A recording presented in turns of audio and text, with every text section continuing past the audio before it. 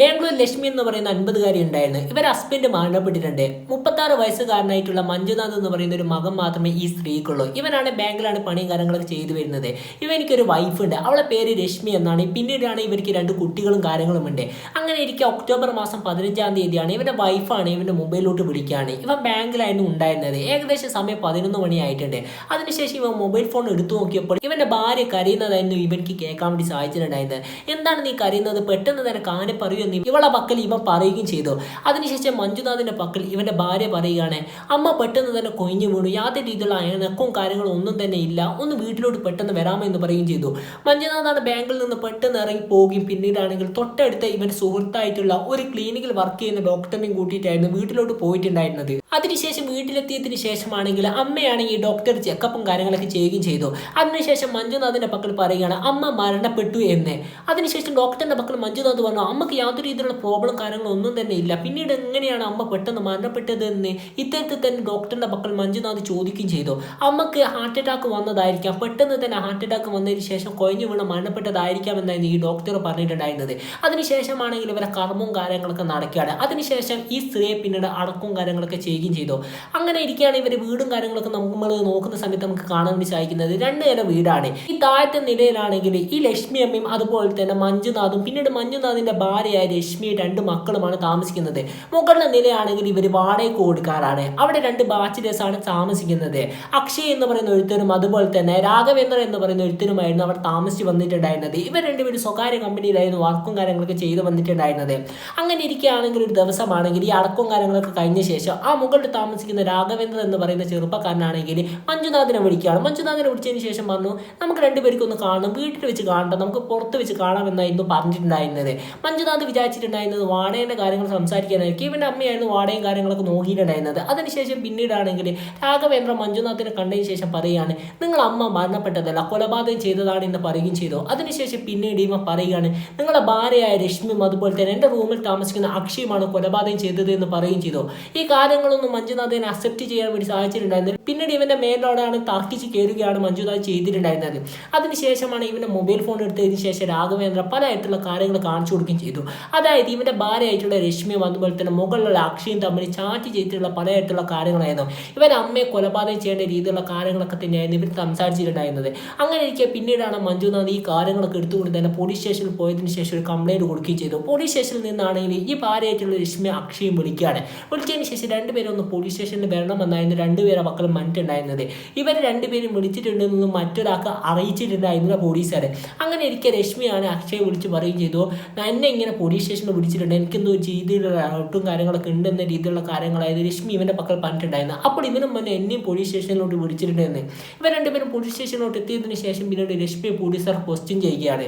എന്തിനാണ് രശ്മി എന്ന് പറയുന്ന സ്ത്രീയെ നിങ്ങൾ കൊലപാതകം ചെയ്തത് എന്നായിരുന്നു രശ്മിയുടെ പക്കൽ ചോദിച്ചിട്ടുണ്ടായിരുന്നത്. ലക്ഷ്മി അമ്മ ഞാൻ കൊലപാതകം ചെയ്തിട്ടില്ല, ലക്ഷ്മി അമ്മ എൻ്റെ അമ്മയെ പോലെ തന്നെയാണ് ഞാൻ ആ സ്ത്രീയെ നോക്കിയത് എന്ന രീതിയിലുള്ള കാര്യങ്ങളായിരുന്നു രശ്മി പറഞ്ഞിട്ടുണ്ടായിരുന്നത്. പിന്നീട് മറിച്ച് പോലീസുകാരുടെ മേലാണെങ്കിൽ ഇവൾ തർക്കിക്കുകയാണ് ചെയ്തിട്ടുണ്ടായിരുന്നത്. വളരെയധികം വലിയ രീതിയിൽ തന്നെ ഒച്ചയായി സംസാരിക്കും പിന്നീട് പോലീസുകാരുടെ മക്കട്ട് കയറി പോവുകയുമായിരുന്നു ഇവിടെ ചെയ്തു വന്നിട്ടുണ്ടായിരുന്നത്. അങ്ങനെ ഇരിക്കെ പോലീസാണ് ഇവരുടെ കയ്യിലുള്ള എവിഡൻസും കാര്യങ്ങളും കാണിച്ചു കൊടുക്കുകയും ചെയ്തു. അപ്പോൾ ഇവിടെ ഉള്ള രീതിയിലുള്ള കാര്യങ്ങൾ മുഴുവൻ പോലീസുകാരുടെ പക്കൽ തുറന്നു പറയുകയാണ്.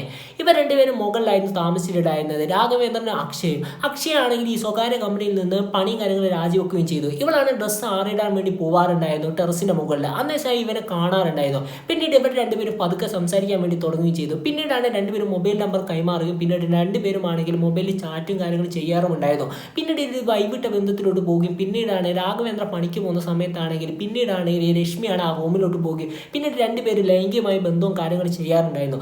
ഇത്തരത്തിലുള്ള കാര്യങ്ങളൊക്കെ പോലീസുകാരുടെ പക്കൽ പറഞ്ഞു കൊടുക്കുകയാണ്. അങ്ങനെ ഇരിക്കും ഒരു ദിവസമാണെങ്കിൽ അമ്മ മാർക്കറ്റിലോട്ട് സാധനം വാങ്ങിക്കാൻ വേണ്ടി പോവാറുണ്ടായിരുന്നു. ഈ അമ്മ മാർക്കറ്റിലോട്ട് സാധനം മേടിക്കാൻ വേണ്ടി പോകുന്നത് വളരെയധികം ലേറ്റ് ആയിട്ടായിരുന്നു പിന്നീട് വീട്ടിലോട്ട് തിരിച്ചു വരാറ്. അങ്ങനെ ഇരിക്കെ ഞങ്ങൾ എന്താക്കും ഈ മാർക്കറ്റ് പോകുന്ന സമയത്താണ് ഞങ്ങൾ 2 പേര് ലൈംഗിക ബന്ധത്തിൽ ഏർപ്പെടാറുണ്ടായിരുന്നു, അക്ഷയിൻ്റെ റൂമിൽ പോയിട്ട് എന്ന് പറയുകയും ചെയ്തു. അതിനുശേഷമാണ് ഒരിക്കലാണെങ്കിൽ അമ്മയാണ് സാധനം വാങ്ങിക്കാൻ വേണ്ടി പോവുകയാണ്. പോകുന്ന സമയത്താണ് തൊട്ടടുത്ത വീട്ടിലെ ചേച്ചിയാണെങ്കിൽ പിടിച്ചെടുത്തതിന് ശേഷം അമ്മയെ അവിടെ നിന്ന് പുറത്തു നിന്ന് വർത്താനം കാര്യങ്ങൾ പറയുകയും ചെയ്തു. അങ്ങനെ അമ്മ മാർക്കറ്റിൽ പോയി എന്ന് വിചാരിച്ചുകൊണ്ട് തന്നെ രശ്മി നേരെ മുകളിലോട്ട് കയറി പോകുകയും പിന്നീട് അക്ഷയന്റെ റൂമിലോട്ട് മുട്ടുകയും ചെയ്തു. പിന്നീട് അക്ഷയ് കഥക് തുറന്നതിന് ശേഷം വാതിൽ അടക്കുകയാണ്. പിന്നീട് ഇത് ഇതിൻ്റെ അകത്തോട്ട് ഇവൾ കയറിയിട്ടുണ്ടായിരുന്നു.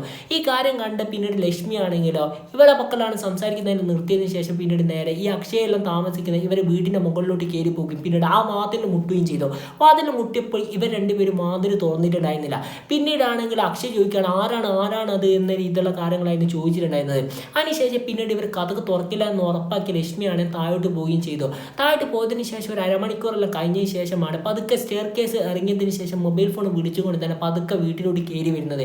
വീട്ടിലോട്ട് കയറി വന്ന ഇവിടെയാണെങ്കിൽ തടഞ്ഞുകയും ചെയ്തു. തടഞ്ഞതിന് ശേഷം പറയുകയാണ് നീ വീട്ടിലോട്ട് കയറണ്ട, നീ എന്തിനാണ് അക്ഷയൻ്റെ റൂം പോയത്, അങ്ങനെ ഇങ്ങനെ എന്നുള്ള രീതിയിലുള്ള കാര്യങ്ങളൊക്കെ പറഞ്ഞ് രണ്ടുപേരും വളരെയധികം വലിയ രീതിയിൽ തന്നെ ഷൗട്ട് ചെയ്യാൻ വേണ്ടി തുടങ്ങുകയും ചെയ്തു.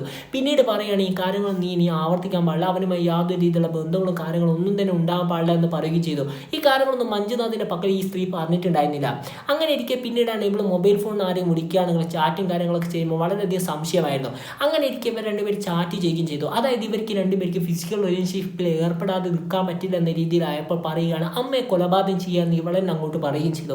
അതിനുശേഷം രണ്ടുപേരും കൊലപാതകം ചെയ്യാനുള്ള പ്ലാനിങ്ങും കാര്യങ്ങളൊക്കെ വാട്സപ്പ് വഴി ഇവർ ചാറ്റും കാര്യങ്ങളും ചെയ്യുകയാണ് ചെയ്തത്. അങ്ങനെ എനിക്ക് ഒക്ടോബർ 15-ാം തീയതി ആണെങ്കിൽ അക്ഷയാണ് ഇവളെ പക്കലാണെങ്കിൽ ഉറക്ക ഒളിക്ക് കൊടുക്കുകയും ചെയ്തു. ഇവളാണ് നേരെ പോയതിനു ശേഷം ഈ അമ്മ കഴിക്കുന്ന പാലിനകത്താണ് കലക്കി കൊടുക്കുകയാണ് ചെയ്തത്. ഈ അമ്മ ഇത് കുടിച്ചതിന് ശേഷം നല്ല രീതിയിൽ തന്നെ ഉറങ്ങുകയും ചെയ്തു. അങ്ങനെ ഇരിക്കെ മുകളിൽ നിന്നുണ്ടായിരുന്ന അക്ഷയൻ്റെ സുഹൃത്തായിട്ടുള്ള പുരുഷോത്തമനും കൂടി താഴ്ത്തി വരികയും ചെയ്തു.